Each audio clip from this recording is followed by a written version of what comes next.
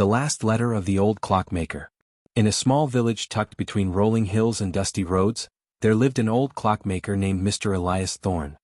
His shop stood at the corner of the market, a narrow wooden building with faded paint and a bell that rang softly whenever someone entered. The people of the village believed Elias could fix time itself. Broken watches, silent wall clocks, even ancient pocket watches from forgotten wars, all came back to life under his careful hands.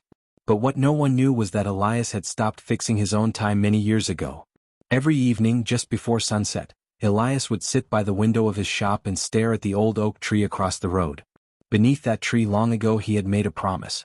When Elias was young he had loved a girl named Margaret Hale.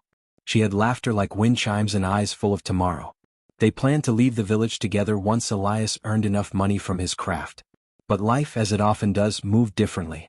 One winter morning, Margaret received a letter calling her to the city. Her family needed her. She promised Elias she would return by spring. Spring came. Margaret did not. Summer passed. Still no sign. Finally, one autumn evening, Elias received a letter. It was short and trembling, written in a hurried hand. "Forgive me. I am bound by duties I cannot escape. I will always remember you."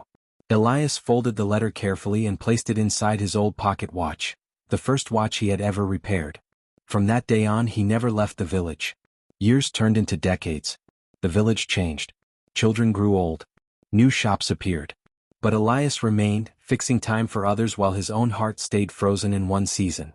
One stormy night, a young boy named Thomas knocked on Elias's door.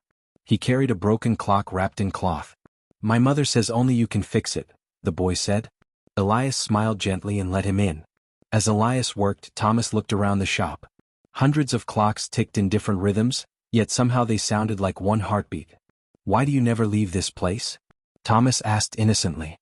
Elias paused. Then he replied, "Because some promises keep us where we are."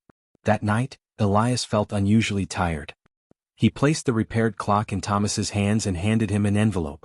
"Give this to your mother tomorrow," Elias said softly. The next morning, the village awoke to silence.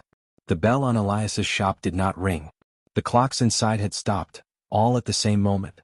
Elias Thorne had passed away in his chair, facing the window, watching the oak tree. Inside the envelope Thomas delivered was a letter, written in careful ink. It was addressed to Margaret Hale. The villagers later learned that Margaret had returned to the village many years ago, quietly living at the edge of town. She never entered the market. She never visited the clock shop. When she read the letter, tears fell onto the paper. "I waited longer than time itself. I do not blame you.